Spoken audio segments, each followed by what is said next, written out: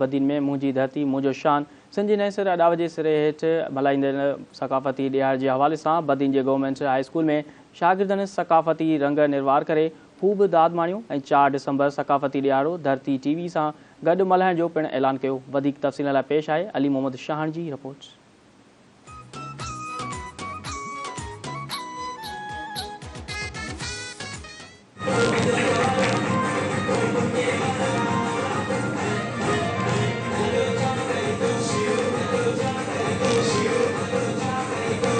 मुंहिंजी धरती मुंहिंजो शान सिंध जे नैसर अडावत जे सिरे हेठि मल्हाइजंदड़ सकाफ़ती ॾियारे जे हवाले सां बदीन जे government boys high school Badin में हेड मास्टर निसार अहमद ख़ासकेली तरफ़ां हिकु सकाफ़ती रंगारंगी प्रोग्राम मुनक़िद कयो वियो, जंहिंमें गवर्नमेंट हाई स्कूल जे शागिर्दनि क़ौमी सकाफ़ती गीतनि ते झुमरियूं पाए ख़ूब दाद माणियो ऐं पंहिंजे सकाफ़ती ॾियारे खे भरपूर नमूने सां मल्हाइण जो पिणु अज़म कंदे धरती टीवी न्यूज़ जे सॾ ते टोपियूं अजरक ऐं सकाफ़ती लिबास पाए रैलियूं कढी सकाफ़ती ॾियारे खे भरपूर नमूने सां मल्हाइण जो ऐलान कयो।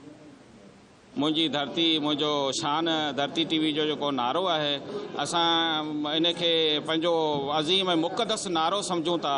जो धरती जो नारो, ॿोली जो नारो, सकाफ़त जो नारो तमामु घटि क़ौमूं जेके आहिनि उहो ॾींदियूं आहिनि। धरती टीवी वारनि जे हिन नारे खां असांजो ख़्यालु, असांजी सोच बुलंद थिए थी ऐं धरती टीवी जे जेका मालिक आहिनि, रिपोर्टर, उनजी सोच बि मां अंदाज़ो लॻाए सघिजे थो त दोस्त धरती टीवी वारा केतिरो न पंहिंजी सकाफ़त, ॿोली ऐं धरती सां मोहबत रखनि था। हाई स्कूल में जंहिं कल्चर जे हवाले सां असां सां गुफ़्तगू कई।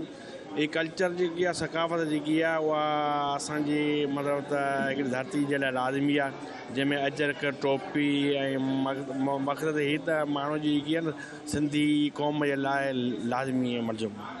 मुंहिंजी धरती मुंहिंजो शान असां 4 डिसंबर हर साल मल्हाईंदा आहियूं। इन बारे में असां मल्हाए रहिया आहियूं।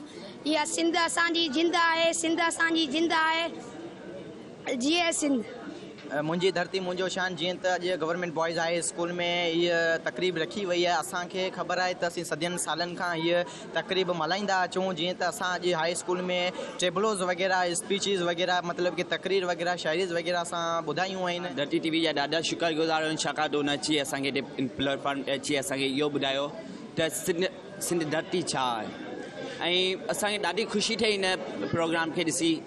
सकाफ़त जा रंग विखेरींदड़ उस्तादनि ऐं शागिर्दनि मूजिबि सकाफ़ती ॾियारो मल्हाए असां पंहिंजे पुराणी सकाफ़त वारी रिवायत बरक़रार पिणु रखंदा पिया अचूं। गॾोगॾु पंहिंजनि सां हिकु ॾींहुं सकाफ़ती रूप में मिलण जो मौक़ो मिले थो, जंहिंसां मोहबतूं वञींदे दिलि खे सुकून ॾेई ख़ुशी जो इज़हार कंदा आहियूं। कैमरामैन ग़ुलाम हुसैन चावड़ सां गॾु अली मोहम्मद शाहानी, धरती न्यूज़ में।